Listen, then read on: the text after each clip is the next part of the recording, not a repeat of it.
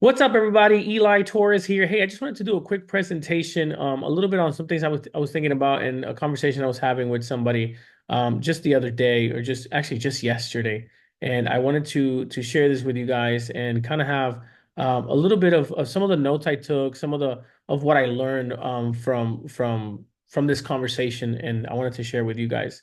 So let me share my screen. Hopefully you guys can see this. So I want to talk today about finding your perfect client, your perfect customer, and who that client, or what I call your client avatar, right? Who is your client avatar? So how do we define this client avatar? How do we find this client avatar? How do we talk to this client avatar? And it's really important upfront in your business, or even right now, whether you've been in the business for 5 years or 10 years or 5 days or 5 months, it's really important to decide or to define who your perfect client is, your perfect customer. So let's dive into that a little bit. This should take about 10-15 minutes max. I'll run through the presentation. This presentation was created pretty much last minute. It was just thoughts from a conversation I had yesterday, and I wanted to put it together because it is important. Maybe later on we'll do a better one, but for now, I think this will be pretty useful to you guys.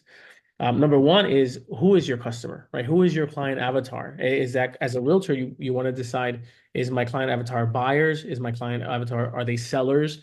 Or maybe a mix of both, but it's really important to, at the beginning, at least try to focus on a specific avatar.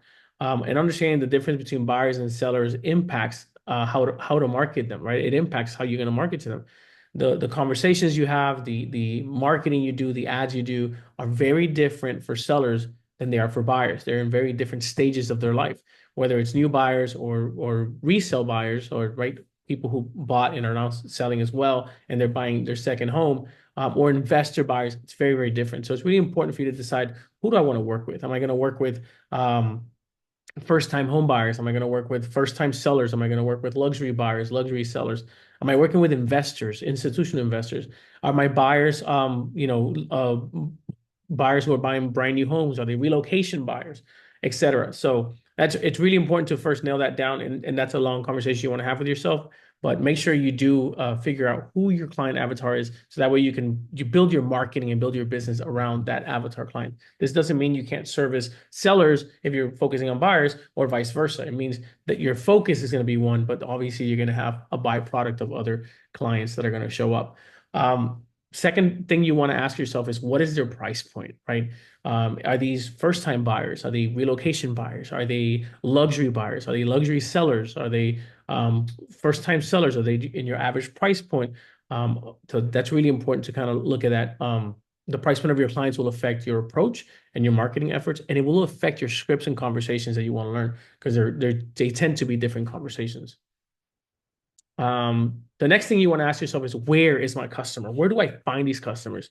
And believe it or not, one of the important things is, we know social media is a big deal, but you want to define where that client is. Chances are your professional, your luxury buyers, luxury sellers who are maybe relocating because they have a CEO or C-suite kind of a job, and they're relocating to and from your area. Most likely, you're going to find those clients in LinkedIn, because LinkedIn is ideal for targeting professionals, executives, business owners, etc. And maybe not as much that younger crowd that you might find on Instagram, which is excellent for younger, lifestyle-driven audiences. They're very focused on influencers, etc. And it's not on here, but obviously we should have added TikTok to this, which I'm getting business from TikTok, and I think TikTok is a great platform, but it's usually a certain demographic. So, where is your specific buyer going to be social media wise? And then outside of social media, right into the real world, where do they hang out in real life, right? Are they golfers? Many high net worth individuals tend to golf, and now it's becoming a kind of a trend to do pickleball, right? So are they golfing? Are they playing pickleball? Are they at the football field? Are they fishing and doing outdoor activities? Are they hiking? Fishing and outdoor activities is great for meeting clients interested in lifestyle properties, right? Really important too to kind of put together, maybe their hobbies will determine kind of where their property is going to go, where their lifestyle determines where the property they're going to buy. But so can their hobbies, right? If they're looking for a second home, maybe up in the mountains in Clarksville, Tennessee, or they're looking for a beachfront second home in Puerto Rico somewhere, or in Florida, that could be a determining factor to guide you to that avatar. Networking events, right? Attend local business and community events, like the Chamber of Commerce meetups to connect with potential clients. Any kind of networking event or any kind of community event like fairs and things like that. Is your avatar client going to be there? Are they there that you can find them? Where do you want to rub shoulders with them, right? Where do you want to connect with them? Where are these clients hanging out? What are their hobbies? What's their lifestyle? Is it PTA? Maybe they're part of the PTA in school. Other places to meet them is local coffee shops or co-working spaces, community events like farmers markets and festivals, gyms or sports clubs, right? Are you into fitness? And is that your client avatar, right? Somebody who's into fitness as well. So that's kind of just, where are they in real life? Where are they on social media? And that's where you want to be to meet them where they're at.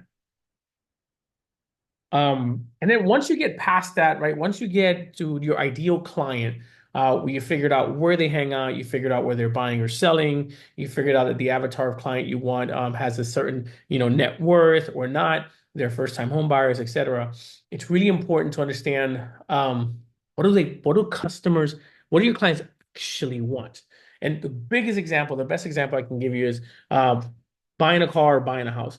Home buyers don't want a mortgage, they want a home, right? But the mortgage is a necessity. So let's say you were a mortgage broker, you don't want to start selling the mortgage. You don't want to start selling the rates and selling, your amortization schedule, and those things are boring. That's not what people want. But if you're a mortgage lender, if you're an MLO, you might want to talk about the house, talk about the home, talk about the experience. So as a realtor, it's the same thing though. Clients who want a home, they don't want the process of applying for a mortgage, they don't want the process of seeing homes, they don't want the process of moving.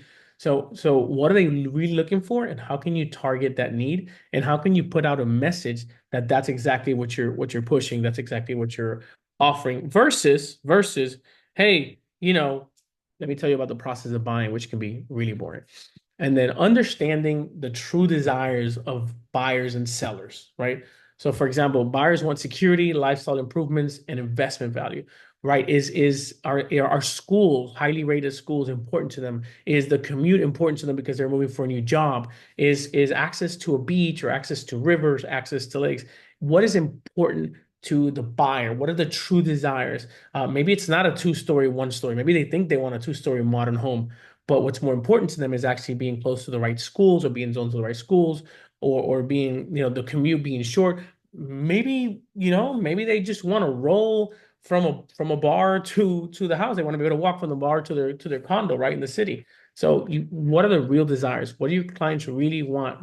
What your clients really want might not be obvious. It's all about digging deeper into their motivations, focusing on the motivations, and asking the right questions, right? So that's how you actually get to know your client. And then once you have that client, once you know exactly what they're looking for, and you're working with them, you know who they are, you know where they are, you've met with them, you've talked to them, you've asked the right questions, and you have 100% determined that, hey, this is what they want, this is my client, this is how I'm going to help them. Is what services do clients expect from me as a real estate agent, right? What is that service that they expect? And that's a really good question to ask yourself at all times. You should be asking yourself, what do they expect from me? They expect a smooth transaction process, regular communication. One of the biggest feedback that I hear from clients, feedback that I hear from clients regarding other agents is usually communication. They didn't communicate. That a lot of things were done last minute. I wasn't in the loop for the whole transaction, things like that. So regular and clear communication, honest and expert guidance through the decision-making process, right? You have to be an expert. Remember, we do this every single day. I've been doing this for 11 years. I've done this over 1,000 times, the buying and selling process, but our clients are probably doing this for the first time. They're inexperienced. So you want to make sure that you're giving them expert guidance. You make them feel like you know exactly what you're doing, and remember to treat them and talk to them always as you would a 5-year-old, right? As a fourth grader, let's say, and make that process as easy, as transparent, and as smooth as possible so you can guide them in the decision-making process. And then once you know what they want, then you want to go above and beyond, right? So then you want to do, how can I exceed these expectations? You want to go beyond the basics, right? Anybody can call them once a week. Anybody can put them on a drip campaign to receive lead listings, but offer tailored solutions specifically to this client. So this client prefer to be texted, and you want to have your entire team text them instead of calling them. right? Do they want to be in the loop in an email with their spouse at all times, or do they prefer phone calls or in-person visits? You want to tailor the service specifically to them, right? Because every purchase, every sale is very different, and it's a very individual process. So you want to make it tailored individually to each transaction for each client.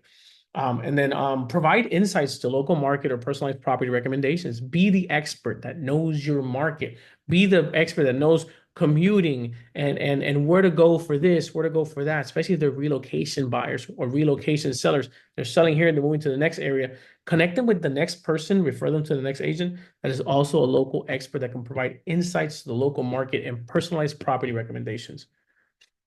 And then exceeding expectations as a real estate agent. So here are 5 steps to exceed expectations as an agent. Number one, be proactive. Don't wait for your client to tell you what they want, what they need, what they're looking for.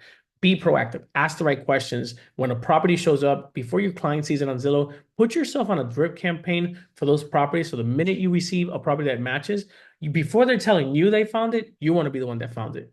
Offer insight, provide detailed market information. Where's what restaurants are around, what the average price point is, what the average is, what the average days on market is. Use all of this information to be the market expert so you can offer insights so that where your buyer or seller is making decisions based on your expertise because you know the market. That builds trust as well. Use technology. Keep clients updated with tools like CRM, email alerts, or instant messages. If you're not already plugged into KV Core as an EXP agent, you have access to KV Core. Please use KV Core to keep your clients updated. Regular communication is super important for clients. So make sure you're using that CRM, whether it's KV Core, Brivity, whatever you're using. But remember that with EXP, you do have KV Core. Long-term support. This is I was reading I read the book, Seller Like Sirhan, highly recommended. And one of the things he talks about is the follow up, follow through, follow back. So follow up, follow through, follow back. And I think we fail a lot. A lot of agents fail in the follow up. Some agents fail in the follow through, but I think most of us in the follow back. And what does that mean? Long-term support. So you want to follow up until you get a deal done. You want to follow through with the promises during the deal to get them closed, whether sale or purchase. And then you want to follow back afterwards. The relationship with your client should not end at the closing. You have to be really careful. If you want to succeed long term in this business, you have to make sure you don't become a transactional broker, but a relationship broker. Build a relationship with your clients. That means before, during, and after the transaction. I talk to clients that bought a house or sold a house 4 years ago with me. You want to build a relationship. Now, I'm not perfect at it. I've made mistakes. I've dropped the ball on some clients. I've lost clients. What you want to do as best as you can to follow up, follow through, and follow back with clients. So long-term support. You want to have, how does that work? Well, once the transaction complete through follow-up or additional services, you want to have contacts with movers and contractors, electricians, solar panel installers, yard guys. All those things are part of the follow back process or steps. And then thoughtful gestures, send personalized gifts or handwritten notes. Handwritten notes are super critical. They work so well. You don't want to pick up the phone. Maybe you haven't spoken to this client in 8 years, 5 years, 3 years, 6 months. You don't want to call them. You're afraid to call them. You should call them. But if you don't want to call them, personalized handwritten letters. Doesn't have to be a gift. You don't have to spend $50 or $10, but personalized handwritten notes. Talk to them. Send them a letter in writing. Say, hey, I haven't talked to you guys in a long time. I hope everything is well. Just want to let you know that I'm here to help you if anything. Hope the family's doing well. Hope the kids are whatever you want to do. A handwritten note, letting them know that you're thinking about them has to be handwritten. Really, really works. And then 5 key ways to show your clients that you care. Regularly check in during the process. Make sure that during the process of buying or searching for a home or selling the home, you're touching base with them regularly. At minimum, you should be talking to your clients, especially those that are listed as a seller or buyers who are searching once a week. When they're under contract, you should be talking to these clients, or somebody on your team should be talking to your clients every single day. And then past the sale, once they've sold or bought with you, you should really be checking in with these people once a month, whether it's a Facebook message, an email, a market report, a phone call, a text message, whatever it is. But once a month, you should be touching base with these people. You really should be doing it 33 times a year, but at minimum, once a month, you should be having a conversation with these people, whether it's text, message, email, or call. And call is always going to be the best way. And be authentic. Show genuine interest in their personal financial goals. Ask them, if they told you at one point that we're buying their first home, but they want to invest, follow through with that, follow back with that. Talk to them about buying an investment property, find different solutions for them to be able to finance it if they can't go the traditional way. And I skip number two, provide unexpected resources like market reports, financing options, neighborhood insights. Keep them always in the loop. We send our clients, our past clients, a once a month or every 2 weeks. We send them a market report of their property and a market report of their neighborhood so they can stay in the loop and see how prices go up and go down. Personalize every interaction, no cookie cutter solutions. Do not send everybody the same email. Really go in. If you haven't used it, there's a tool, and now I forgot the name of it, where you can send personalized videos. Um, uh, oh my gosh, I forgot the name of it. Anyways, there's a tool that you can create videos. BombBomb. You can create videos where they even have a GIF or a GIF at the beginning where they can open the video message. You can see who opens it, but talk to them, write their name on a board or something, present it like, hey, Jim, just wanted to, so they can open the video, but make it all personalized. Have conversations with them where you're actually talking to them using their name and using their situation where it doesn't look generic. And then number five, offer exclusive services, VIP tours, or invite them to client appreciation events. Client appreciation events are amazing. When we were in Houston, Texas, we did one every year for pictures with Santa Claus, and they were a hit. We always got referrals out of it. We always used to get 20 to 30 people, past clients in these events. Some people drove an hour and a half to get to these events. It's really, really important to have client appreciation events. If you haven't done it yet, you can do neighborhood appreciation events like snow cones in the park, or ice cream truck, or food truck in the neighborhood.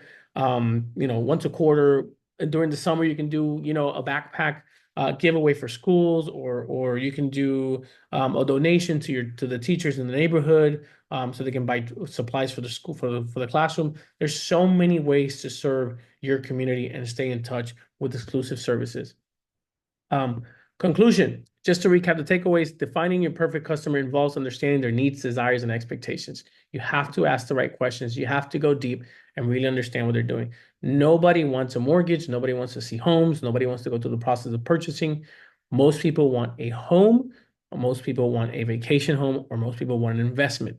So how do you get them there as easy as possible with the less stress for them? Not easy for you, easy for them. And call to action. That's for me. Encourage each agent to reflect on their own ideal client and apply these concepts in their business to enhance the relationship and satisfaction. Anyways, I hope this helped even just a little bit. I just wanted to present it because again, it was a conversation we had yesterday, and I was like, you know what, this is really, really good. I think the person who had the conversation with us probably went a little more in depth with us, but I wanted to do a little bit of something. And if you have any questions, if you want to talk about this a little deeper, if you want to mastermind around this, we'd love to do that next week with you guys. I appreciate you as always, and go out there, kick ass, stay humble, and have fun.